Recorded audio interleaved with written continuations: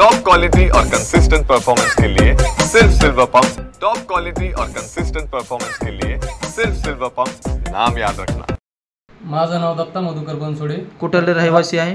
राणा श्रीपत आंतरवाला, तालुका गेवरा, जिल्हा बीड। काय प्रकार घडला आज आपल्या शाळेत? आज आमच्या रामपुरी केंद्रामध्ये श्रीपत आंतरवाला हे छोटंसं गाव आहे आणि त्या ठिकाणी जिल्हा परिषदची 4थी पर्यंत शाळा आहे आणि त्या शाळेमध्ये आज शाळेतील मुख्याध्यापक नामे कुलकर्णी सुधाकर हे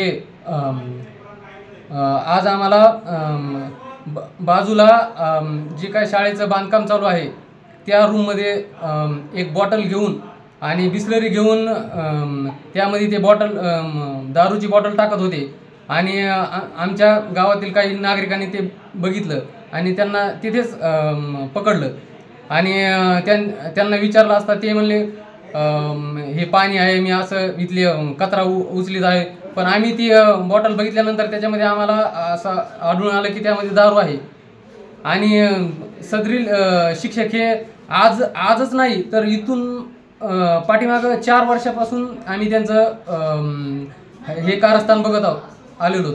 आम्ही त्यांना भरपूर वेळेस त्यांना सांगितलंय की सर असं नका करीत जाऊ, शाळेच्या वेळेमध्ये तरी नका करीत जाऊ, इतर वेळेमध्ये तुम्ही केलं तर काही अडचण नाही आम्हाला, पण शाळेच्या वेळेमध्ये करीत जाऊ नका। पण त्यांनी काय आमचं आता आम्ही पालक काय दररोज शाळेमध्ये राहणारे टायमाला उपस्थित नसायचो, तर सर त्याचा फायदा घेऊन दर वेळेस ते त्यांचा कार्यक्रम चालू ठेवायचे। आम्ही संबंधित विभागाच्या BO साहेबांना आणि CO साहेबापर्यंत तक्रार दिली, पण त्या आमची कुठलीही तक्रार त्यांनी घेतलेली नाही। त्यामुळे आज रोजी आम्हाला आज त्यांनी आम्ही बघितल्यानंतर त्यांना आम्ही तात्काळ त्यांची मेडिकल करण्यासाठी तलवाडा पोलीस स्टेशनमध्ये आणलेलं आहे आणि मेडिकलचा परवाना घेण्यासाठी तलवाडा पोलीस स्टेशन मधून आम्ही जातेगाव आरोग्य केंद्रामध्ये जाणार आहोत आणि त्यांचा मेडिकल केल्याच्या नंतर सदरील शिक्षकावर कठोर कारवाई करण्यात यावी असं BO साहेबांना आमचं विनंती। आणि हे शिक्षक इथून पुढे कुठल्याही शाळेवर गेले तरी असाच प्रकार चालू राहणार आहे। त्याच्यामुळे आम्हाला वाटतं की असल्या शिक्षकांना डायरेक्ट निलंबित करावं, कुठल्याही शाळेवर गेल्याच्या नंतर हाच प्रकार घडणार आहे। विद्यार्थ्यांची हेळसांड थांबावी, विद्यार्थ्यांनी भविष्य काय असणार आहे। सर जर अशी घटना घडली की आमच्या शाळेमध्ये सरांनी शाळा उघडल्याच्या पासून एक अर्ध्या तासामध्ये बाजूच्या एक रूम बांधकाम चालू आहे त्या रूममध्ये जाऊन त्यांनी एक बॉटल दारूची बॉटल आणि एक बिस्लरी घेऊन तिथं दारू पिण्याचा आमच्या गावातल्या नागरिकांनी पाहिलं ते। आणि हे आजच पाहिलं का याच्या अगोदरपासून हा प्रकार चालू आहे?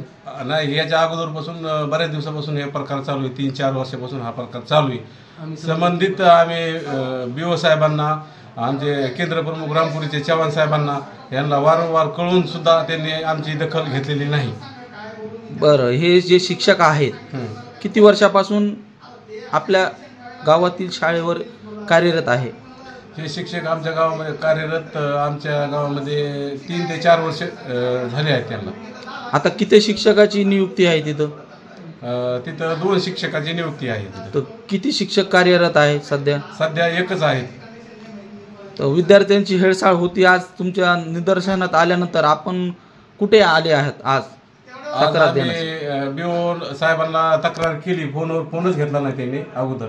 नंतर आम्ही आमदार साहेबांना फोन लावला, त्यानंतर त्यांना कळविलं आणि त्यांनी लगेच त्यांना फोन लावला शिंदे साहेबांना BO आणि नंतर लगेच 10 मिनिटातच त्यांचा फोन आला मला की अशी तक्रार तुम्ही करा, कारण की त्यांची मेडिकल चेकअप झाल्याशिवाय आम्ही काय त्याची दखल घेणार नाहीत असं त्यांनी आम्हाला कळविलं। आता कुठं आणलं आपण त्यांना?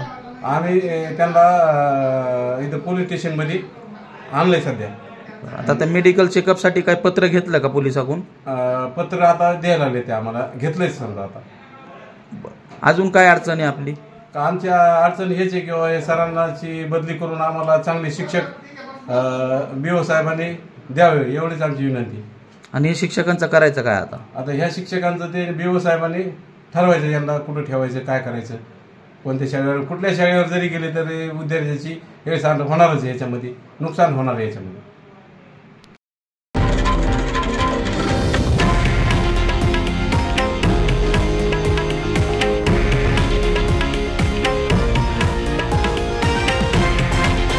हे आहे देशातील नंबर 1 न्यूज नेटवर्क आणि आपण पाहत आहात TV9 मराठी, एकमेव.